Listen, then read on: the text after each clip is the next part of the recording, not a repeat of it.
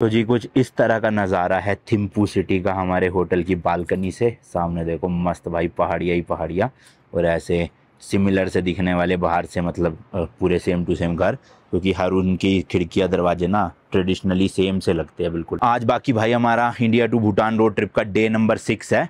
कल हम पहुंच गए थे भाई फुनसुलिंग से थिम्पू, जो कि के भूटान की कैपिटल सिटी है। एंड आज भाई हम अपनी स्कॉर्पियन को प्रॉपरली थिम्पू सिटी में चलाएंगे, यहाँ की सारी प्लेसेस एक्सप्लोर करेंगे। गाइड ऑलरेडी हमारे नीचे आ चुके हैं, तो उनसे मिलते हैं, पूछते हैं कहाँ कहाँ ले जाने वाले हमें वो। और आज ना मतलब फर्स्ट इंप्रेशन जो भूटान का प्रॉपर वो आज देखने को मिलेगा आपको, क्योंकि ये बड़ा शहर है, प्रॉपर सिटी है, यहाँ पे ज्यादा पॉपुलेशन रहती है। जो फुनसुलिंग था वो बड़ा तो था शहर, बट इतनी पॉपुलेशन वहाँ नहीं रहती थी जितनी यहाँ पे है। तो एक तरह से आज के व्लॉग में ना आपको भूटान का फर्स्ट इंप्रेशन देखने को मिलेगा, वो भी अपनी स्कॉर्पियो एन में। ठीक है जी, तो लेट्स गो चलते हैं। देखो यहाँ का बस स्टैंड भाई इस तरह का है, मतलब बस स्टैंड क्या है, वो छोटा सा जो बस स्टॉप होता है वो है ये। यहाँ पे बसेस वगैरह रुकती है, और ये कार पार्किंग वगैरह बना रखी है। बाकी ये सब अलग अलग चीज़ें हैं, जैसे कि ये देखो national pension and provident fund, ये अपने इंडिया में भी ऑफिस होते हैं, पर भाई लग रही है गवर्नमेंट बिल्डिंग है कहीं से, मतलब ट्रेडिशनल होटल सा लग रहा है कोई ऐसा, है ना। बाकी पीछे पहाड़ है, और पहाड़ मस्त है एकदम। तो आज अच्छी खासी धूप है, चलो ठंड इतनी नहीं लगेगी, बट रात को टेम्परेचर -5 डिग्री पहुंच चुका था, लिटरली -5 भाई। तो आज शाम को भी मुझे लग रहा है ठंड होएगी, इसलिए मैंने अंदर भी मोटी पहन ली, ऊपर जैकेट भी मोटी। बाकी ये हमारा होटल है थिम्पू सिटी में, 2 अलग अलग बेड थे, इन्होंने हीटर दे दिया था, एक ये रहा, एक वहाँ पे वो रहा। बाकी बाथरूम भी ठीक ठाक सही था। ये देखो भाई इस तरह का ये बिल्डिंग ना भाई, भले ही दिखने में पुरानी ऐसे ट्रेडिशनल सी लगती है, बट फैसिलिटीज सारी होती है, जैसे लिफ्ट भी लगी हुई है। Let's go. Hello good morning. जो होटल है उसका नाम है होटल थिम्पू सेंट्रल। नीचे इनकी ये पार्किंग भी है गाड़ी लगाने की, हमने गाड़ी अपनी यहाँ लगा दी थी, ये खड़ी हुई है बीच सामने आपके। हाँ, कोई ना कोई हटानी पड़ेगी तभी निकल पाएगी। एंड ये देखो भाई ये है होटल। तो बाहर से लग रहा है ना पूरा ट्रेडिशनल ऐसे पुराने ज़माने टाइप का, लेकिन अंदर से भाई पूरा मॉडर्न है, हर फैसिलिटी मिलेगी ऐसी। ये देखो भाई यहाँ भी ये बिल्डिंग पूरी बाहर से लग रही होगी कि पुराने ज़माने की है, बट अंदर से फैसिलिटीज सारी है यहाँ पे भी। बाकी ये जो आपको जगह जगह पे फोटोज देखने को मिलेगी, ये यहाँ के किंग है, किंग और उनके बेटे, मतलब बेटे जो है वो अभी रिसेंट किंग है, और वो उनसे पुराने किंग। अभी ये 4th किंग है ना जो उनके बेटे हैं। 4th किंग का बेटे है वो, 5th किंग। अच्छा 5th किंग है अब, हाँ ठीक है, राइट साइड में है, बट दोनों अभी है, दोनों है ना। है। हाँ ओके। और 4th किंग का अभी एज हो गया like 60+। Okay. And 5th king के हो गया 44। ओ 65, 60 + 44। तो जो लेफ्ट में आप देख रहे हो उनकी एज है 44, और जो राइट में देख रहे हो उनकी 60+ है। तो मतलब उनकी शादी बहुत जल्दी हो गई थी जो किंग थे। जो किंग के हाँ 2000 नहीं, वो कितनी एज के थे जब उनकी शादी हो गई थी। मतलब वो 2011 में किया था। अच्छा लाइक 2000। नहीं, मैं वो 4th किंग की पूछ रहा हूँ। 4th किंग की, हाँ 4th किंग तो 1980s में हुआ था। बट इन जैसे उनके और उनके बेटे के बीच में एज डिफरेंस ज्यादा नहीं है ना, 16-17 साल का ही है, तो मतलब जल्दी शादी हो गई थी ना। वही तो मैं सोचूं भाई।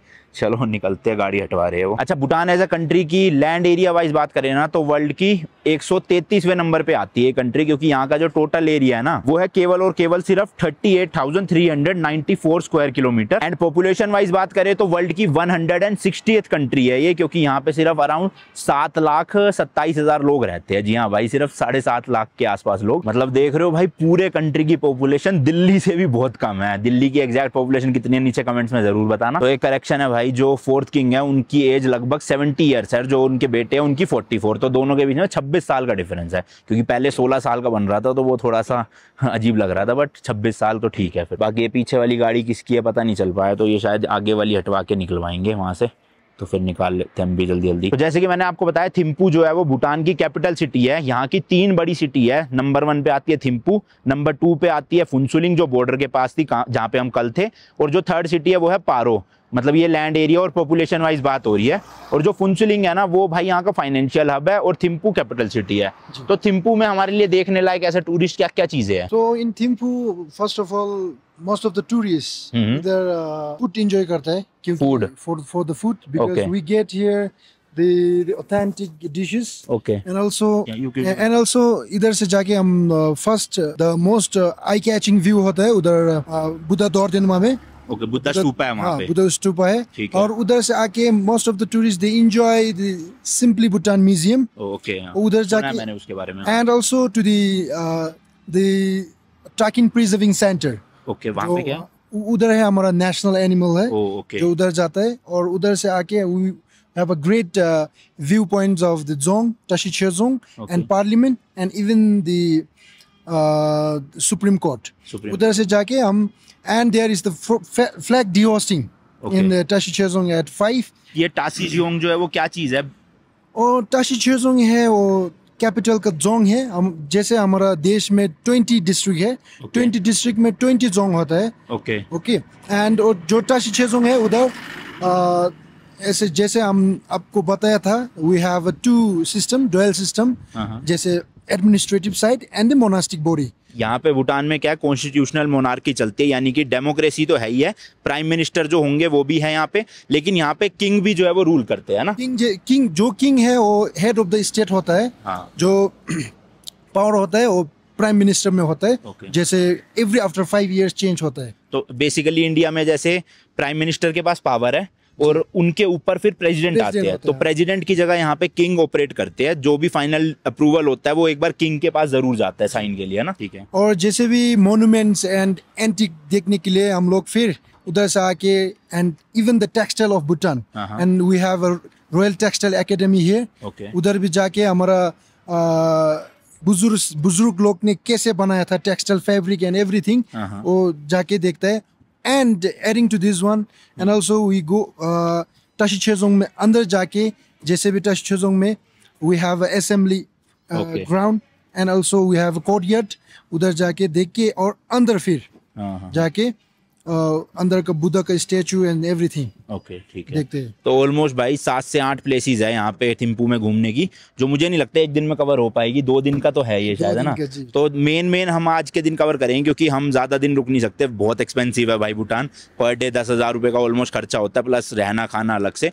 तो हमें कल अगली सिटी के लिए निकलना है या अगली लोकेशन निकलना है, तो आज के लिए थिम्पू को एक्सप्लोर करेंगे, जो मेन 3-4 चीज़ें वो, और मार्केट भी चलेंगे शायद से, है ना, शाम को। तो चलो भाई जल्दी शुरू करते हैं दिन का अपना, और एक्सप्लोर करवाता हूँ आपको थिम्पू सिटी। तो भाई ब्रेकफास्ट करने का तो टाइम नहीं है, क्योंकि 5 बजे अंधेरा हो जाता है, तो इसलिए इंडिया से ये केक लाए थे, यही खा लेंगे थोड़ा यार। अब ये गाड़ी नहीं हट रही, टाइम वेस्ट हो रहा है हमारा इससे। अच्छा, पॉपुलेशन का ब्रेकडाउन करें ना रिलीजन वाइज, तो 74.9% लोग यहाँ पे बुद्धिज्म फॉलो करते हैं, 22.6% हिंदुज्म है, और बाकी बचे हुए फिर क्रिश्चियनिटी, इस्लाम वगैरह बहुत कम है वो।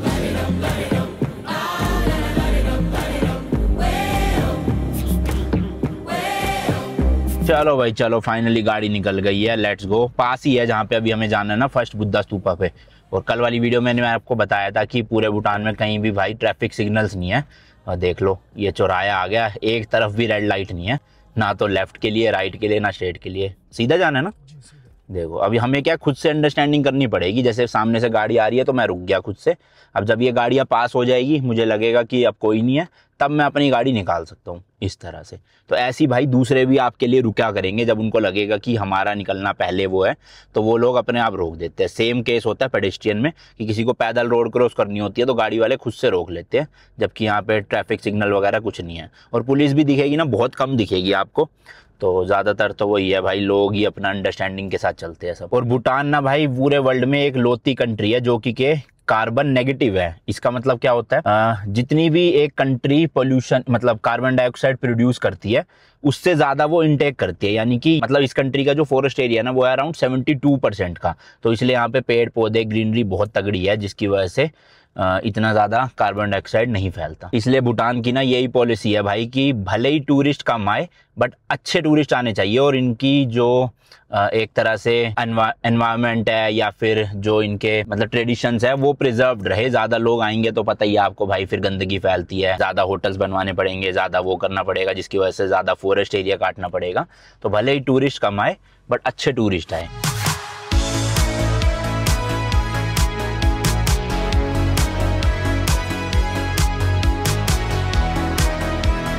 ये जो बड़ी सी बिल्डिंग देख रहे हो ना भाई, ये यहाँ का एक बहुत फेमस और बहुत बड़ा गवर्नमेंट हॉस्पिटल है। भूटान में ना भाई हर एक सिटीजन के लिए एजुकेशन एंड मेडिकल फैसिलिटी बिल्कुल फ्री ऑफ कॉस्ट है।